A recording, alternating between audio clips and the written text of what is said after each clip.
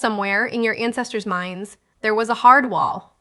On one side, they could look at a small handful of anything, 3 rocks, 4 footprints, and instantly know how many, no counting required. On the other side of that wall, nothing. No numbers. No way to track 20, or track tomorrow, or track a debt owed. Crossing that wall took tens of thousands of years. That might sound strange. Counting feels basic, something a small child learns without much effort.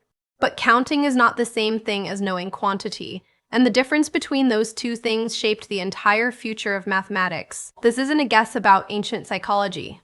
It's written into a real physical object, a bone, deliberately notched, tens of thousands of years old, that may be the oldest surviving attempt any human ever made to keep count of something. Start with the wall itself. Modern researchers have a name for the ability to instantly know a small quantity without counting, subitizing. And it has a very specific, very stubborn limit. Show most people a group of 1, 2, 3, or 4 objects and they know the exact number instantly. No counting, no hesitation. Go past 4 and something changes.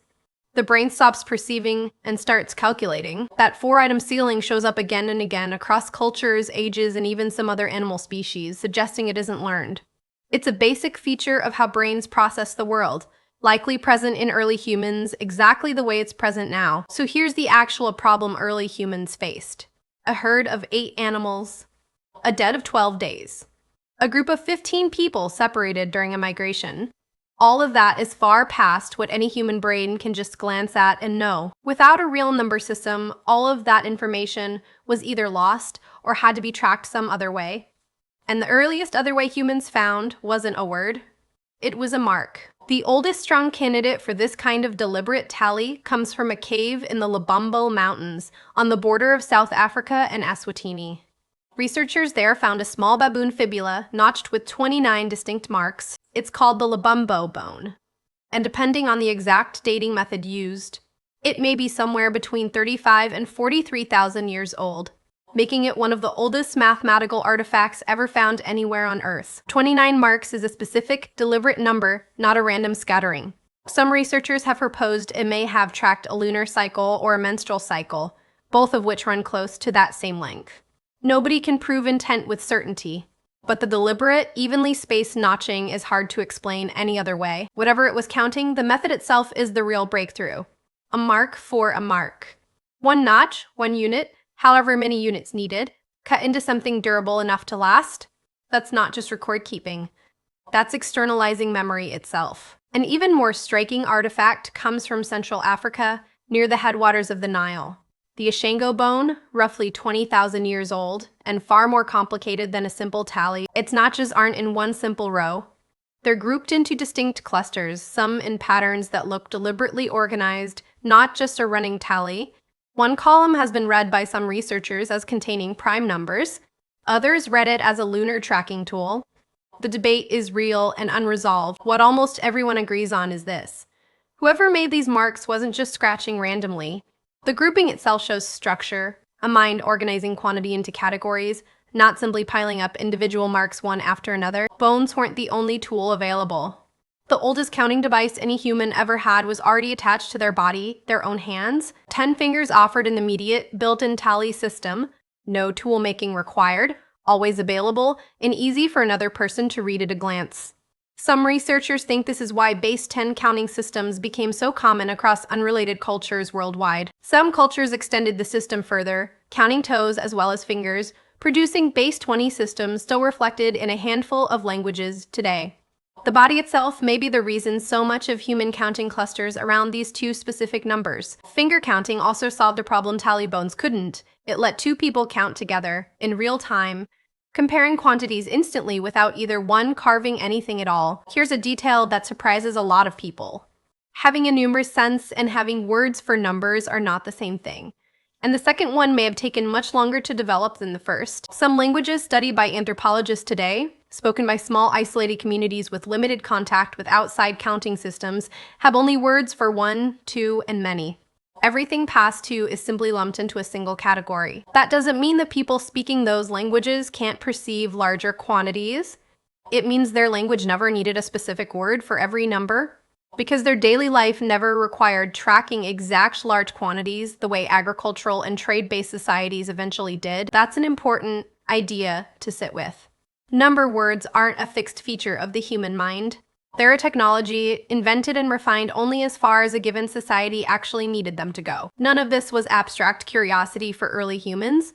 Getting counting right or wrong had real, immediate consequences. Mice counting stored food supplies before a harsh season could mean running out weeks early.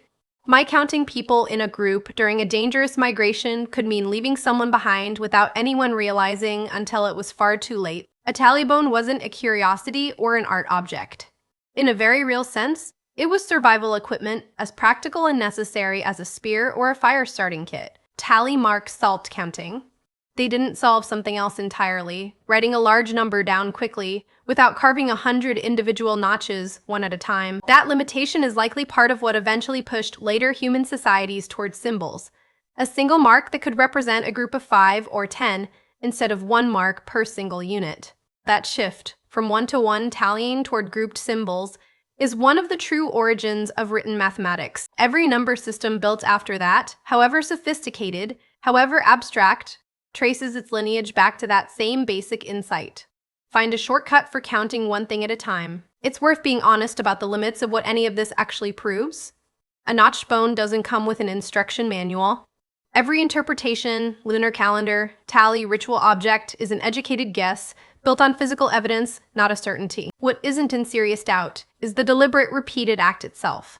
Real notches, evenly spaced, clearly intentional, made by a mind that needed to externalize a quantity it couldn't simply hold in memory alone. That single behavior, whatever its exact original purpose, marks a real turning point. The moment a human mind decided memory alone wasn't reliable enough, and reached for something outside itself instead. Here's the part that connects directly to today. Every time a modern grocery store scans a barcode, every spreadsheet cell, every calendar app, all of it is doing exactly what that notched bone did, just faster and with far less carving involved. The core idea never changed. Take something the mind can't hold on to reliably, a large quantity, and externalize it into something durable, something that will still be accurate long after memory alone would have failed. Even the 4-item subitizing limit from the very start of this video never went away. It's why dice are designed the way they are. Why sports scoreboards use large clear digits. Why a phone shows 3 notifications as a number the instant you glance at it instead of making you count individual icons. But here's the detail that puts the whole story in perspective. Every equation, every calendar, every measurement humans have ever made begins with the same basic act performed on that bone in the Lubumbo Mountains. One mark, for one thing, made because memory alone wasn't enough to trust. That single insight, that a mark can hold what memory can't. Eventually build calendars precise enough to predict eclipses, trade systems spanning entire continents, and the mathematics that would one day put a human being on the moon. None of it required a genius insight all at once. It required one small, patient, repeated act, cutting a single notch, and trusting that notch to remember what a mind alone might forget. So the next time a number gets written down without a second thought, a date circled on a calendar, a price on a receipt, a score kept during a game, that ease isn't nothing. It's carrying forward an idea that took a very long time to arrive, that some things matter too much to just remember, and are worth marking down instead. A mind that could count to 4 without thinking, and everything else patiently, one mark at a time.